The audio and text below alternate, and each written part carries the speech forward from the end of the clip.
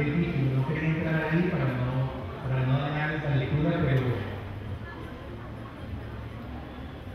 a ver cómo te respondo, a ver por dónde te respondo eso, para no dañar la lectura. Yo creo que detrás de la caída... Creo que uno de los grandes problemas que tiene México es que no tiene un aparato judicial lo suficientemente potente o fuerte, como en el caso colombiano, que enfrente la clase política. Es decir, cuando Calderón llama a la lucha contra el narcotráfico, hay algo falaz y muy peligroso en la afirmación, y es creer que hay una línea divisoria moral en donde el narcotráfico está allá, del otro lado, ¿verdad? Y acá, de esta línea, estamos nosotros los buenos. Nosotros, y eso es de una doble y triple moral vergonzosa. Lo que ha pasado es que hay una clase dirigente mexicana, como una clase dirigente colombiana también, que ha estado vinculada al proyecto mafioso. En el caso colombiano, nosotros tuvimos algo que se llama el proceso 8000. El proceso 8000 se hizo a mediados de los años 90, y cuando empezamos a investigar hasta dónde llegaba el poder narcotraficante, llegamos al ministro de Defensa, que era Fernando Botero, el hijo de Fernando Botero, el pintor, y Fernando Botero, que era ministro de Defensa, hoy está exiliado en México justamente.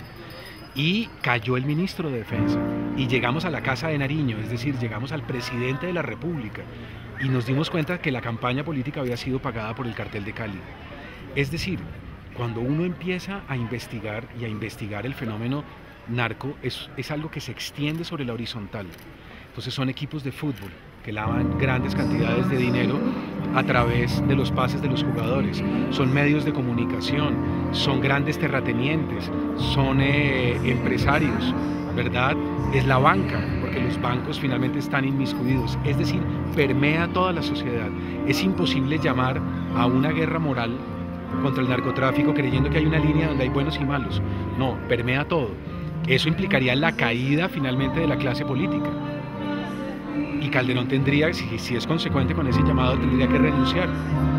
Porque cuando sube Carlos Salinas de Gortari en el año 88 en México, empezamos a ver un fuerte poder mafioso. Raúl Salinas de Gortari termina preso por vínculos con la mafia. El otro hermano termina asesinado en los Estados Unidos y la Interpol le estaba haciendo ya una cacería. Desde entonces es evidente que hay un proyecto político detrás del proyecto mafioso. Entonces hay que empezar a investigar el propio establecimiento. Al día de hoy Colombia tiene 60 congresistas en la cárcel. Nosotros tenemos 60 congresistas presos. Imagínate 60 congresistas presos, 60.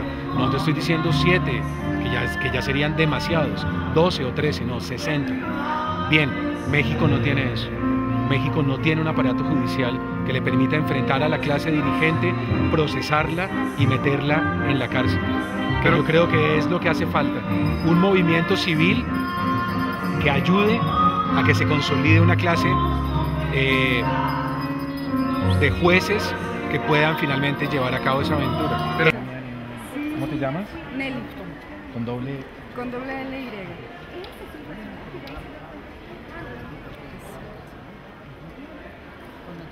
Entonces lo que sucede es que por un lado va la voluntad de un pueblo y por el otro lado una agenda privada de esa clase política.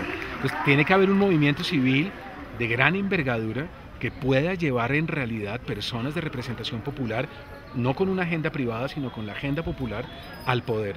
Y ahí consolidar esa clase de jueces para empezar finalmente una guerra de verdad, lo cual es muy difícil. Yo creo que México está en una encrucijada terrible. Yo creo que México, pues, no olvidemos que es la primera revolución popular, campesina que hay en el mundo. La revolución rusa es 7 años posterior a la revolución mexicana, ¿verdad? La de 1917. México tiene en su inconsciente colectivo, ¿verdad?, la fuerza suficiente para hacer una emancipación y para llamar finalmente, yo creo, a un movimiento democrático auténtico, a personas que sí tengan una representación del pueblo con una agenda de verdad que le interese a los electores. Eso es lo que está por verse. Esas son las grandes preguntas, y en Colombia es igual. Pero yo creo que lo que te digo, la diferencia es que nosotros tenemos un aparato judicial independiente, que no tiene que ver con los poderes corruptos y que ha llevado en Colombia una guerra heroica. Cuando a mí me hablan sobre la colombianización de México, yo siempre digo, ojalá se colombianice. Ojalá. ¿Por qué? Porque entraría en este paso tan importante. Por eso, Cecilia. Claro, por supuesto. Yo vi que llenó el Zócalo en el DF con una marcha impresionante. Por Yo ahí- vengo mucho a México. Por ahí podría surgir este movimiento ciudadano. Sí, yo creo que sí. Y está por verse López Obrador también, ¿no? Está un poco desdibujado desde el panorama internacional. Nosotros estábamos esperando, yo creo, muchos intelectuales, una presencia de oposición en México fuerte y era sin duda alguna la de López Obrador. Lo vemos un poco desdibujado, pero bueno, tiene un año todavía para llegar al 2012, a las elecciones del 2012, y hay que verlo. Y ahora vi que empiezan a hacer algunos arreglos con la izquierda, ¿no? Cuauhtémoc Cárdenas y demás. Pero hay que ver, vamos a ver, queda un año, pero este año es definitivo para México. Entonces, una sociedad que lee, una sociedad que multiplica sus lectores, es una sociedad mucho más cerca de la democracia y mucho más cerca de los movimientos de gran emancipación. Parecería entonces que la clase política no lee. Sí, claro, totalmente de acuerdo. Yo creo que estamos en manos de iletrados. Es uno de los grandes problemas que tenemos. Claro que sí, yo creo